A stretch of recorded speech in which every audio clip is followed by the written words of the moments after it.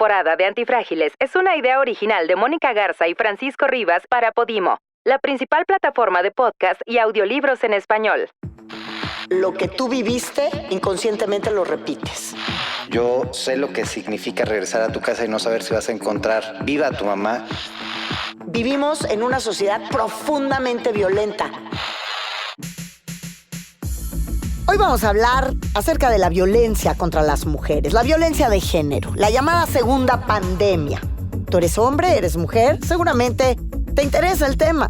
Porque todos tenemos a alguien que ha sufrido este fenómeno y por lo tanto hay que discutirlo, hay que exhibirlo para tratar de que no siga ocurriendo en nuestro país. Y no se trata de buscar culpables únicamente en los hombres, porque la violencia de género contra las mujeres también la ejercemos a veces, las mujeres.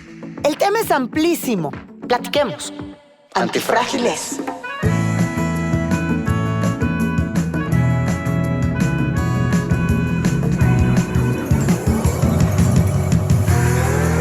Personas que se benefician de las crisis.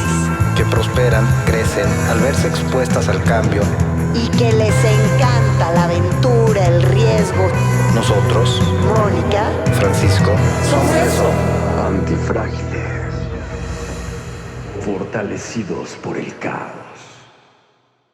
Y vaya caos el que se genera cuando una mujer sufre violencia. Y más cuando hablamos de un país como México, donde el 80% de las mujeres en algún momento de su vida la han sufrido. Soy Mónica Garza. Francisco Rivas, ¿cómo estás? Muy bien, Mónica, aunque hoy tengo que empezar contradiciéndote. ¿Ah, sí? Porque en la entrada comentaste que la violencia de género la pueden cometer también las mujeres. Pues la claro, pueden ejercer. ¿o tú dices que no? No, de hecho, legalmente y psicológicamente no se considera, cuando una mujer es violenta con otra mujer, no se considera una violencia por razón de género. La violencia por razón de género solo la ejerce el hombre en contra de la mujer. También la puede ejercer la mujer en contra del hombre, pero ahí hay una connotación que es importante, que es el aspecto social. Uh-huh. Porque la violencia de género está identificado. Para mí sí está muy a discusión, pero a ver, termina. Está identificado porque no solo es un tema de desprecio a la uh-huh. persona por su sexo, uh-huh. sino es un contexto social que favorece el desprecio a la mujer por su sexo, y entonces hay condiciones favorecidas para los hombres, hay privilegios para los hombres que no tienen las mujeres. Por eso la violencia de género trasciende la mera violencia física y engloba otra serie de aspectos como son la violencia psicológica, económica, social, que está precisamente asociado a este tema de los privilegios masculinos sobre la situación femenina. Pero la misoginia no es exclusiva del género masculino. Absolutamente, también, pero la violencia de género sí está considerado dentro de este contexto. Pues digamos legalmente.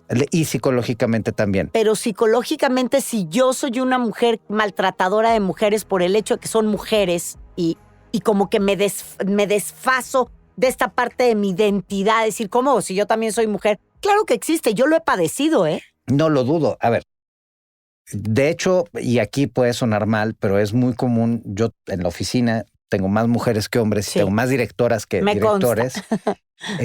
Yo creo que si hay alguien que trabaja espectacularmente bien, tienden a ser las mujeres, pero entre ellas suelen tener muchos problemas, muchos conflictos, eso es muy común, y suelen ser muy duras a la hora de atacarse. O sea, la forma en la que una mujer le discute a un hombre es muy diferente. Sí, porque somos más viscerales, más emocionales y más frontales también, yo creo.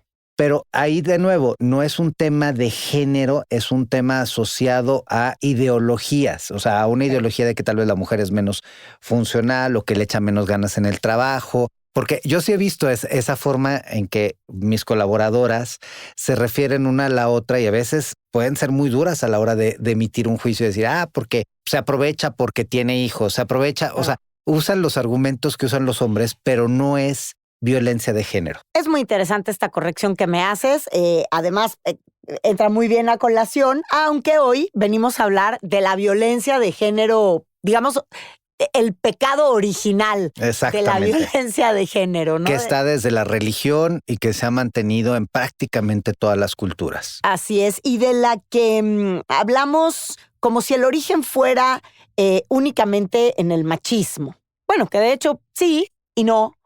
si pensamos que las principales educadoras de los machos somos las mujeres. Efectivamente, y también los hombres hacemos lo propio porque nos aprovechamos de los beneficios que tiene el machismo. Y yo lo veía, tengo hermanos mucho más chicos y mi papá tuvo acciones y decisiones muy diferentes con mi hermano a las que tenía con mi hermana. O sea, mi hermano podía salir libremente, mi hermano podía llegar hasta las chanclas, exactamente, sí. Podía... cuando le encontraron unos condones, se lo premiaron. Cuando mi hermana dijo que iba a tener relaciones sexuales, mi papá casi se avienta por la ventana. O sea, sí hay formas en las que se mantiene vivo, y lo chistoso es que se mantenga vivo en generaciones jóvenes, cuanto en las generaciones más grandes. Eso es lo más preocupante, cuando tú todavía sigues viendo asuntos muy radicales y muy antiguos, anquilosados, de formas de violencia contra las mujeres por parte de jovencitos de 15, 16, 17, que a esa edad tú vienes repitiendo patrones aprendidos y que a partir de, no sé, tú lo sabrás mejor, ¿cuándo fue que comenzó a crearse estos cursos o estas directrices novedosas que hay, que se llaman estos cursos de nuevas masculinidades? No lleva mucho, es una discusión bastante reciente. Y es una discusión que a mi gusto se queda a veces en la superficialidad y no entiende los problemas sistemáticos de la violencia. Tú sabes que gran parte de mi trabajo ha sido el combatir este fenómeno como combatir otros fenómenos delictivos, pero este es algo que me es cercano al corazón porque pues, yo vivía en una casa donde había violencia familiar, donde yo vi a mi mamá ser violentada, y por eso no puedo sentirme indiferente cuando escucho los temas. En la pandemia tuvimos aproximadamente 750 llamadas por día al 911 de mujeres que estaban siendo violentadas. E imagínate, por esas 750 mujeres que diariamente llamaron, ¿cuántas no llamaron? Claro.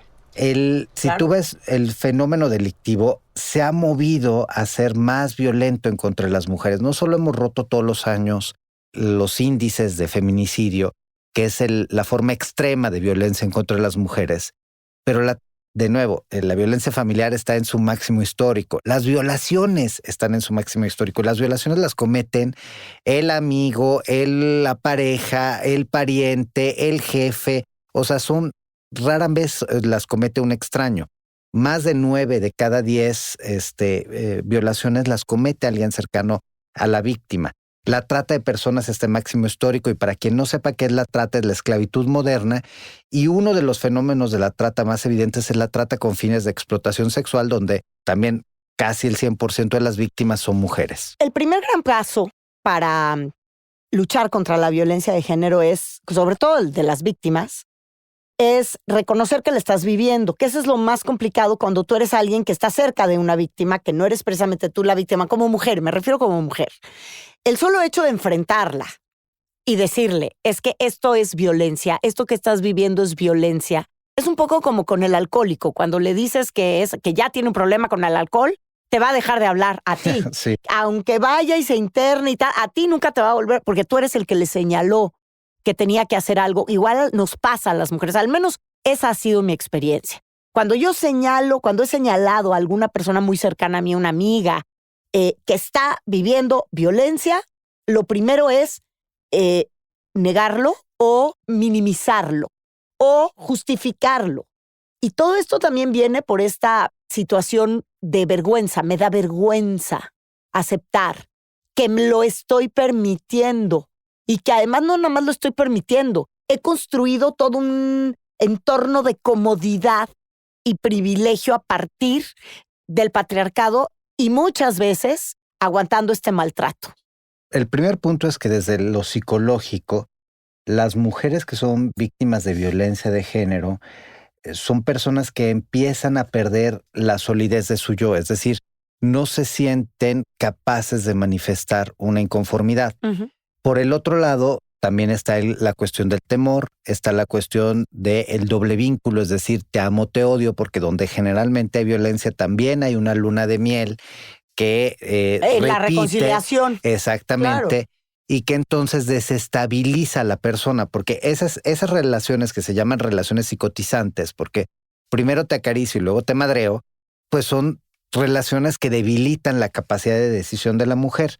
Y en un contexto como el nuestro, no puedes obviar la parte social.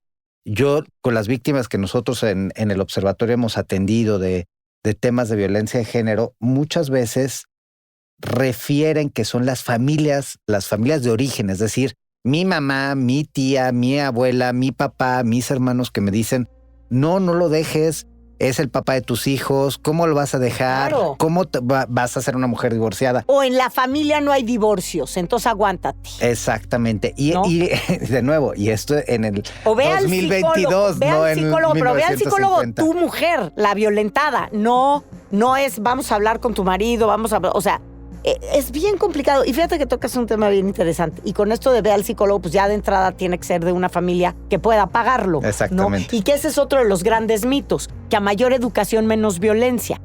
Y ese es uno de los grandes mitos, porque dicen, no, pues es que todos los casos, por ejemplo, los que te llegan o las llamadas al 911, muchos imaginarían que vienen de zonas marginales. No, perdón, en las lomas también hay golpes y duros y también hay feminicidios. Lo que pasa es que en el Ministerio Público quedan registrados como suicidios o como accidente, o aquí nadie mató a nadie porque no se ve bien y va a manchar la familia, el nombre. ¿Cómo? No, y de nuevo, hay que recordar que la violencia de género trasciende la parte física y hay una violencia psicológica que es tan grave como la física. Yo tengo un caso cercano de una mujer de una situación socioeconómica muy privilegiada, una situación educativa muy privilegiada. Ella siempre fue muy guapa, pero ahorita si tú la ves está en una delgadez extrema y está en una fragilidad extrema porque el marido es un violentador.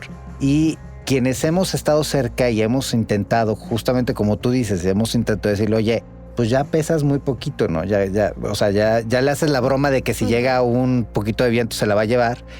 Y ella reacciona muy mal, no reconoce que está siendo violentada, porque yo creo que con todo y que es una mujer preparada, que ha viajado, que tiene los medios económicos para enfrentar una separación, no se está viendo como víctima. Y como una persona enferma. Porque muchas veces una persona que ha sido violentada de cualquier forma, porque también creo que la violencia pasiva también es una cosa muy agresiva en lo personal. El abandono. Yo he vivido violencias pasivas, nunca golpes, en mi caso. Pero hay violencias pasivas que son golpes a la autoestima y son golpes a tu estabilidad emocional muy profundos y muy difíciles de superar después. Y creo que también de eso se habla poco, ¿no? Mira, definitivamente un caso que tuvimos empieza precisamente en el área sexual. O sea, así como, pues ya no me atraes, pero no es ya no me atraes y ya, que eso podría suceder y eso pues es normal. O sea, hay parejas que se agota la parte de atracción sexual, pero es, pues ya no me atraes porque ve cómo estás de fodonga, ve cómo estás, ya para qué te quiero. Y esta mujer empezó con un tema, porque luego desencadenó otra serie de trastornos mentales que finalmente acabaron generándole autolesiones. Sí, el abandono también es una forma de violencia. Y aquí uno de los graves errores que tenemos como sociedad es que lo queremos enfrentar desde la parte punitiva y coercitiva. La única forma para combatir la violencia de género es yéndonos a las causas y yéndonos a la prevención. Y eso significa socializar qué es la violencia de género, que la gente entienda y que pueda tener un contacto y pueda esa imagen de violencia de género no se quede nada más en una mujer a la que le están dando un golpe, sino que identifique todo eso que estás diciendo, ¿no? El abandono, el maltrato, el minimizarte, el claro. no permitirte que gastes dinero, el no permitirte que brilles. Exactamente. O sea, cuando te dicen aquí nada más hay una estrella Y esa soy yo. Y esa soy yo. Y esa es no, digo, a mí en lo personal, en algún momento en una relación, eso me pasó. Y entonces era hacer lo posible para que todo aquello que te iba a llevar a tener un éxito profesional o a brillar en alguna cuestión profesional, era encontrar la manera de bloquearlo, de obstaculizarlo. Porque aquí el hombre manda, el hombre brilla, la mujer no. O sí puede, pero hasta aquí. No, nada que me vaya a rebasar. Fíjate, la mamá de un amigo, cuando murió su esposo, ella decía, es la primera vez en 50 años que nadie me está carrereando.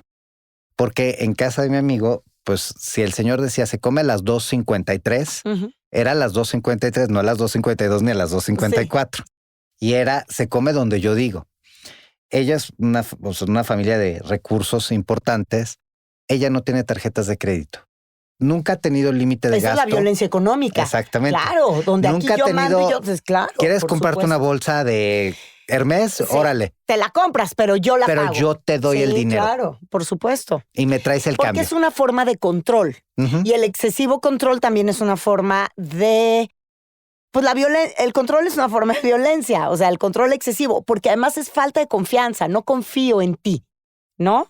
No, y luego, pues, pensemos en los casos de violencia que trascienden y en donde empezamos a usar a los hijos, empezamos a usar las relaciones familiares para perpetuar esa violencia. Eso que acabas de decir es muy duro, porque cuando los hijos ven o vemos escenas de violencia en casa, luego vamos a tener que trabajar mucho para impedirnos a nosotros mismos repetirlas, es decir, convertirnos nosotros también en violentadores a partir de la ira que te provoca lo que tú viviste e inconscientemente lo repites. No necesariamente de la misma forma, no necesariamente de forma física, a veces es de otra manera, pero es una forma como de reaccionar. Por eso yo creo que aquí ya lo hemos hablado en varias ocasiones.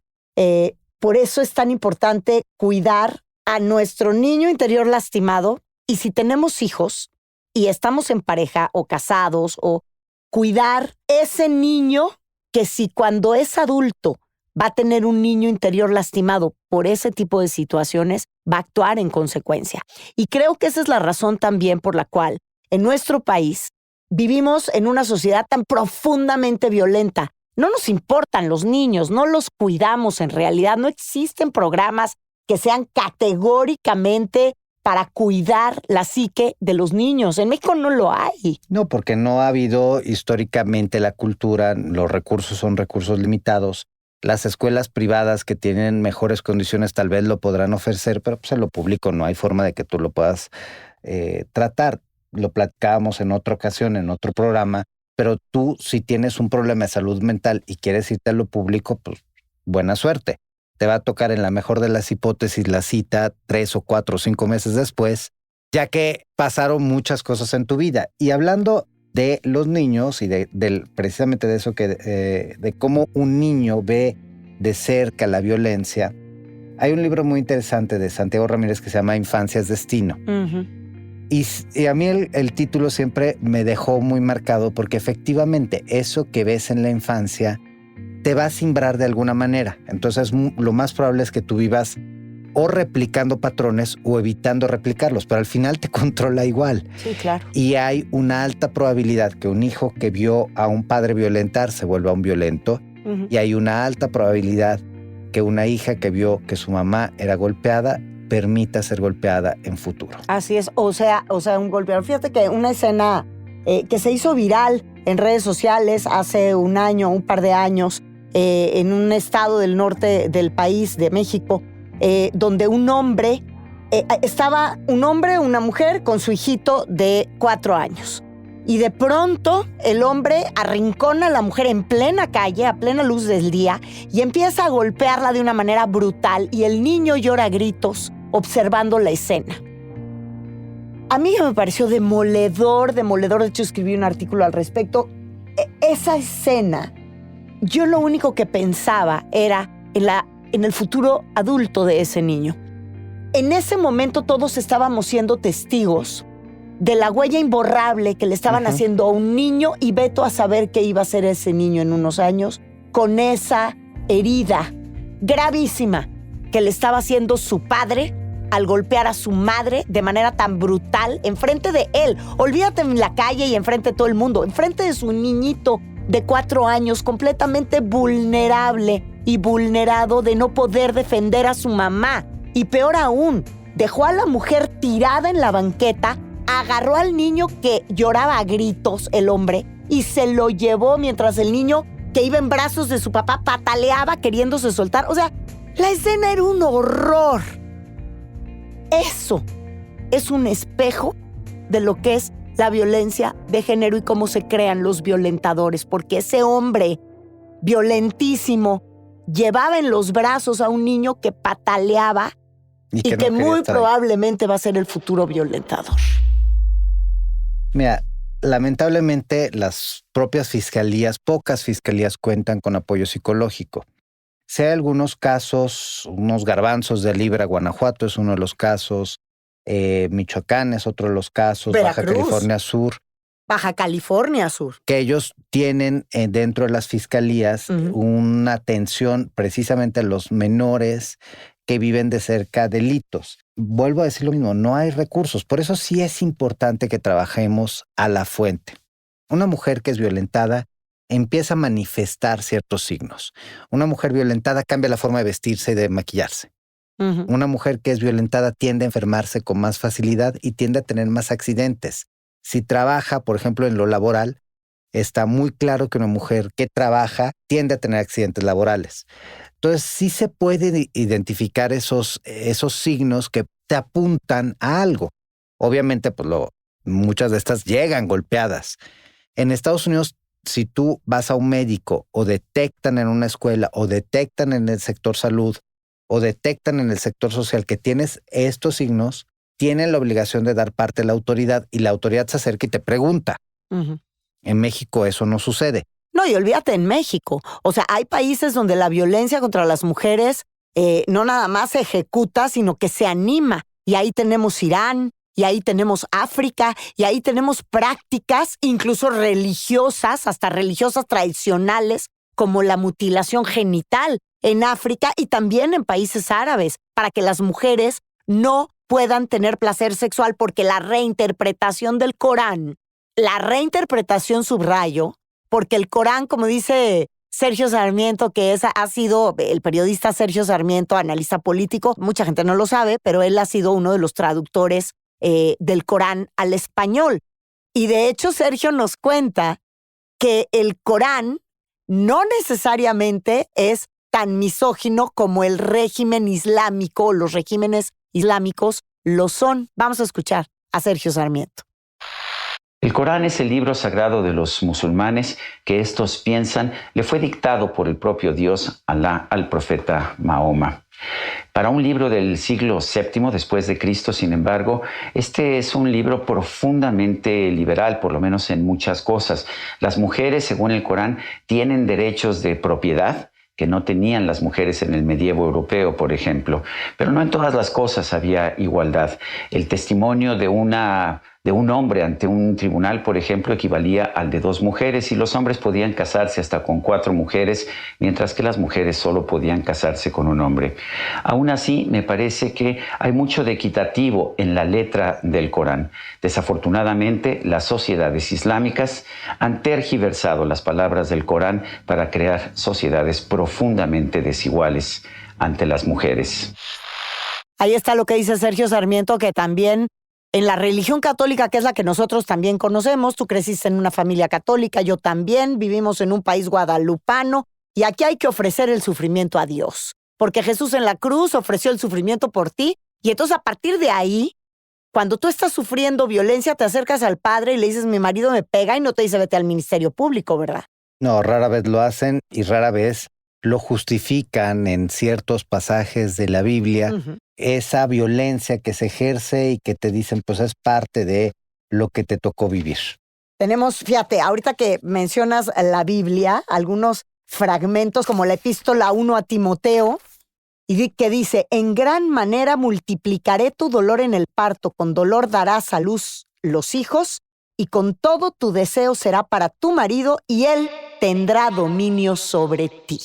Dominio. Que no es una palabra chiquita, ¿eh? No, eres una cosa y eres de alguien. Eres una cosa y le pertenece a alguien esa cosa que eres tú. Por eso, el día de hoy, en estas sociedades contemporáneas, creo que resulta tan incómodo cuando una mujer se incomoda porque la sociedad impone que eres una cosa que un hombre domina. Y aquí estamos para decirle, si esas son tus creencias, adelante. Pero tienes una oportunidad. No te tiene que dar vergüenza, no te tienes que sentir culpable de ser víctima de violencia. No es tu culpa si tu marido te golpea. En esta única vida que tenemos, lo único que debe de avergonzarnos es haber sido infelices porque así lo decidimos. Y cuando uno decide tolerar la violencia en cualquiera de sus manifestaciones, estás haciendo una decisión. Mira, yo como hijo de una mujer violentada te puedo decir que es algo que me ha tocado para toda la vida. Claro. Y es algo que deseo que no le toque a nadie más. Yo sé lo que significa regresar a tu casa y no saber si vas a encontrar viva a tu mamá, y que todas las veces que inicia la violencia tienes esa sensación de miedo, y es algo que te acompaña para siempre. Por eso eres un antifrágil. Por eso la invitación a que la gente hable, claro, se relacione con gente que la puede ayudar, pida ayuda y tome decisiones, porque sí se puede salir. Y sobre todo lo que tú dijiste, no se avergüencen. No, nadie tenemos nada de qué avergonzarnos, nadie es nadie para juzgar nada. Y sí, somos quien para querer ser felices. A eso vinimos. Para ser antifrágiles. Así es. Nos vemos la próxima. Gracias.